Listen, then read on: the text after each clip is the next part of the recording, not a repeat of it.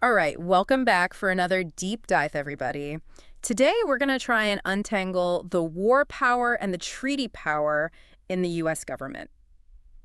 I always say that I love getting your input, and you guys sent in some seriously interesting excerpts this time. Yeah, they are really interesting, and it really gets you thinking, you know, how do these powers actually work? Like, not just in the history books, but like in our world today. You know what I mean? Exactly. So let's start with the basics. Okay, so the war power, right? That's the one that gives Congress the power to declare war. Right, and basically be in charge of the whole military, right? Yeah, that's the idea. But it's not as simple as just, deciding to go to war.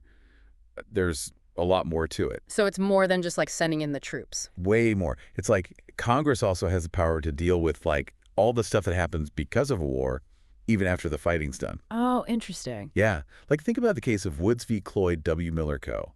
back in 1948. World War II was over, but there was still this huge housing crisis going on. Oh, right, yeah. Well, Congress used its war power to justify rent control, and the Supreme Court actually upheld it. Wow, so it's not just about battles and soldiers, it's about dealing with the fallout, too. Yeah, exactly. It makes you think, how do we even define wartime if Congress can use this power years later? Like, Yeah. where's the line? That's a question we're still grappling with today, especially with all the like long-term impacts of conflicts. Absolutely. Now, the other power we need to tackle is the treaty power. This is all about the president making deals with other countries, but then they need the Senate to sign off on them. Right, right. But what I found super fascinating in what you guys sent over was how these treaties can actually give Congress the power to make laws in areas where they normally wouldn't be able to. Oh yeah, it's like they unlock this like hidden level of lawmaking power. It is. It's kind of wild. I know. The case of Missouri v. Holland back in 1920 is a perfect example. The U.S. and Canada had this treaty to protect birds that migrate. Right. Well, Congress couldn't just pass a law about that on their own, but they used that treaty as the basis for the Migratory Bird Treaty Act, and the Supreme Court said it was legit. So a treaty basically made it possible to create a law that couldn't have existed otherwise. Exactly. Wow. It makes you wonder how often that happens. Are there like modern day examples of Oh, this? for sure. Think about all the international agreements about the environment. Like, the U.S. might make a treaty to cut down carbon emissions, and then Congress can use that to pass laws about, like, what industries can do here, even if those laws might have been controversial without the treaty. It's a powerful way to handle global problems that go beyond just one country. It is. It really shows you how everything's connected, what happens here and what happens in the rest of the world. But of course, there are always questions about limits. The stuff you sent over also mentioned Bond v. U.S. from 2014, a case that seems to really blur the lines about using treaties for domestic stuff. Yeah, Bond v. U.S. is a really interesting one. It was about this federal law that was based on a treaty about chemical weapons, but they tried to use it in a regular poisoning case here in the U.S. Oh, wow. Yeah.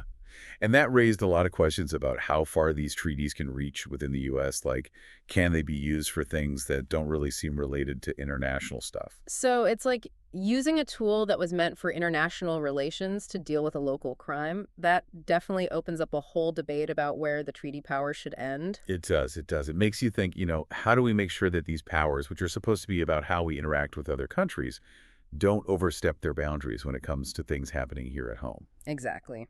Now, taking a step back for a second, why is there this division of power between the president and Congress in the first place? Wouldn't it be easier if one of them just had all the power? Maybe, but it's all about checks and balances.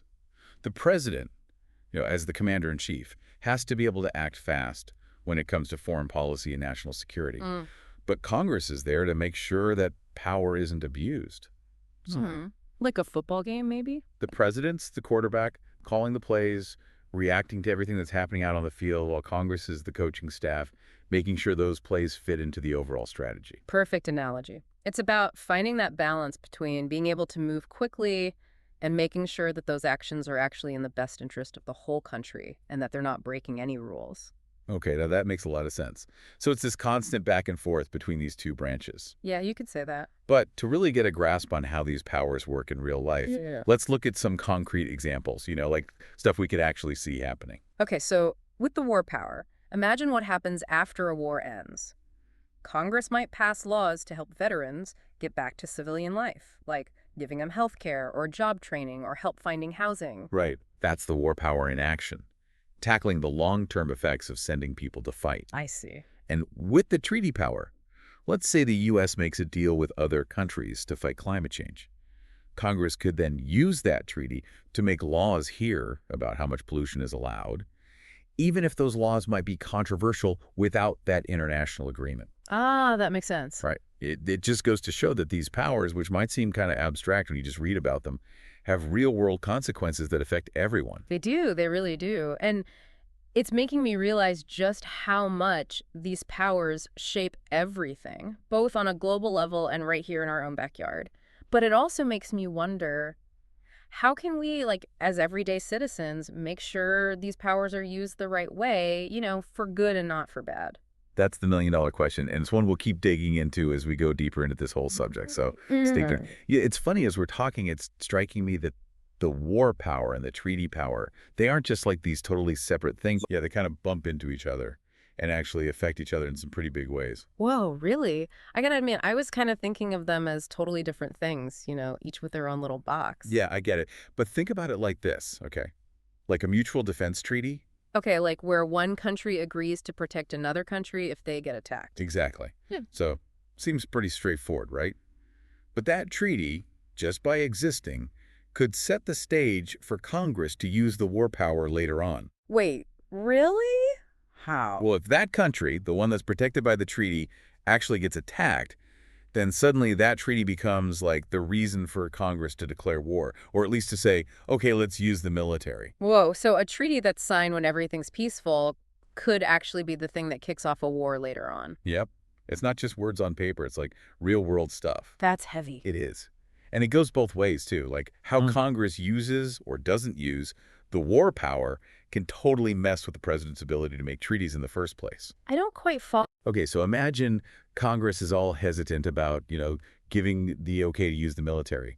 Other countries are watching that, and they might think, maybe the U.S. won't actually back us up if we get in trouble. Ah, so it makes the U.S. look weak. Exactly. Yeah. And that makes it harder for the president to make deals because the other countries might be like, well, we don't really trust you to have our back. So it's like the whole world's watching how Congress handles the war power, and that can make or break treaties. That's it.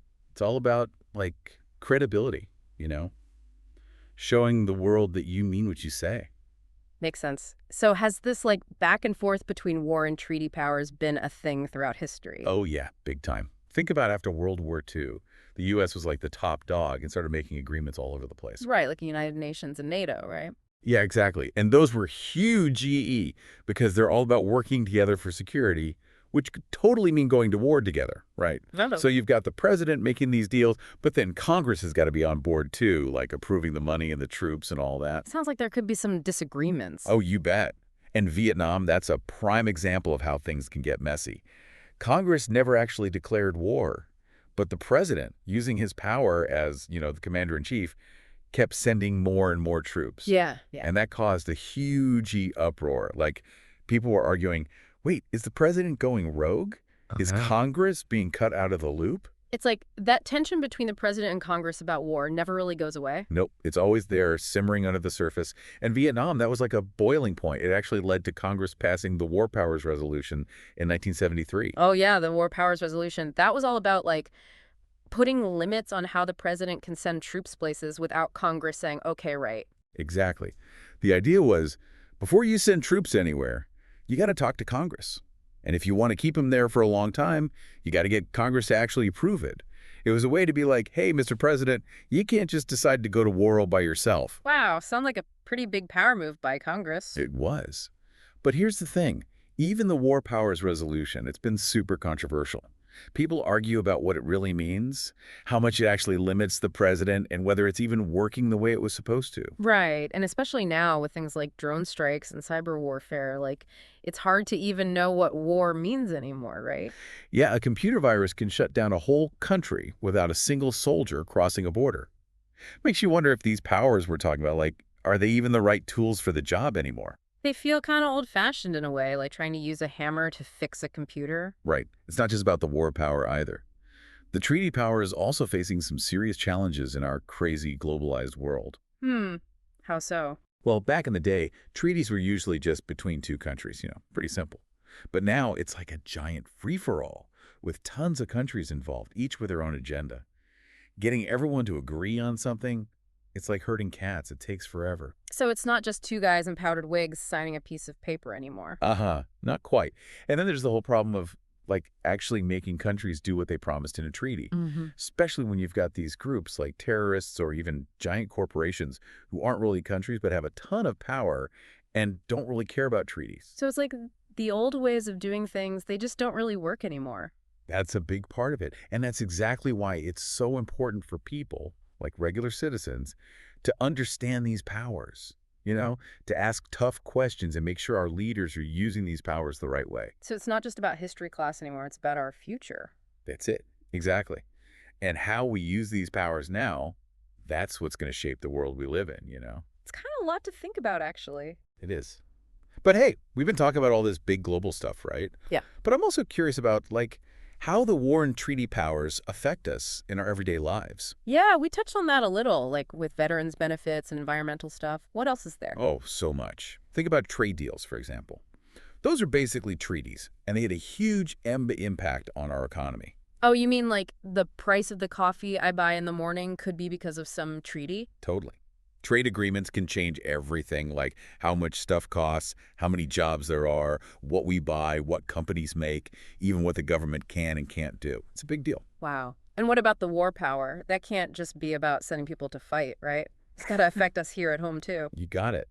Think about all the technology that comes from military research, Yeah. like GPS, the internet. Those started as military projects. So in a way, the war power, it's shaped the technology we use every single day. Crazy. It really makes you think, you know? These powers that are supposed to be about war and peace, they've actually touched our lives in ways we probably never even realized. It's all connected. The government, technology, the economy, the choices we make, it's all intertwined. I'm kind of mind blown right now. Huh? It's a lot to take in. But it just goes to show that these aren't just like dusty old concepts from history books. They're real forces that shape our world every single day. Absolutely. And as we keep moving forward, how these powers are used, that's going to be even more important, right? Totally. It's going to impact our lives and the future of this country in huge ways. So we need to keep talking about it. It does feel like we're just getting started, Especially when you think about how much the world has changed since the Constitution was written. What are some of the biggest challenges for the war and treaty powers as we go forward? Oh, man, that's the question, isn't it? I mean, the world the Founding Fathers knew is long gone. We've got crazy technology, countries are all connected, and we've got these new threats they could never have imagined, like cyber warfare and terrorism. It's a whole different ballgame. So are these powers even like up to the task? Can a document written in the 1700s really deal with all this 21st century stuff? That's what everyone's arguing about. Yeah. Some people say the Constitution's flexible. Like with the war power, it doesn't actually say what war is. Huh. Really? Yeah, so there's room to, like, interpret it as new threats pop up. Oh, so it's kind of future-proofed in a way? Maybe, to a point. Mm-hmm. But other folks say, no way, the Constitution's too old school. They want clearer rules, especially for stuff like cyber warfare and drones, where it's hard to tell what's war and what's peace. Yeah, I can see that. Like, what happens if someone uses a computer virus to mess up a whole country? No soldiers, no bombs, just code. Is that war? It's not like the old days. You got it. And the treaty power, it's got its own problems in this globalized world. It used to be two countries making a deal, shake hands, done. Now it's like 100 countries all trying to agree at once, everyone with their own ideas. It's a mess. So diplomacy's gotten a lot harder, huh? Way harder. And then there's enforcing those treaties. Yeah. How do you do that when you've got, like, terrorist groups or mega corporations running around doing whatever they want? They don't care about treaties. It's like the old ways of doing things just don't cut it anymore. It's like we're in this weird in-between time, right? The old rules don't work, but we don't have new ones yet. Exactly. And that's why it's more important than ever that people understand these powers, like really understand them. We need to ask the hard questions and make sure our leaders are using them the right way, not just for their own agendas. So we can't just be like passive observers, right? We have to be involved. 100%.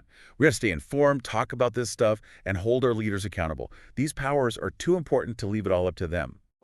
This deep dive has really been eye-opening. I feel like I've learned a ton about how complicated these powers are and how much they still matter today. I'm glad to hear that. It's not just about history, it's about us right now.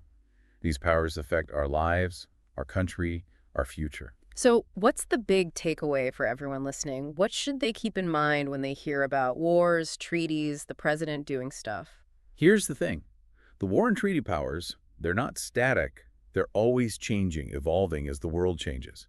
Every decision about how to use them, it's going to echo into the future, big time. Whoa, that's pretty heavy. It is. But it also means we have a voice in that future, you know? By learning about this stuff, talking about it, and making sure our leaders are listening, we can help make sure these powers are used for good, for peace, for a better world, not just for more conflict and chaos. Man, that's a powerful message. Thanks for joining me on this deep dive. It's been an amazing journey through history, the law, and how power works in the 21st century. It's definitely given me a lot to think about. My pleasure. It's been fun. And for everyone listening, keep learning, keep asking questions, and keep talking about this stuff. The future of these powers, it's literally in our hands.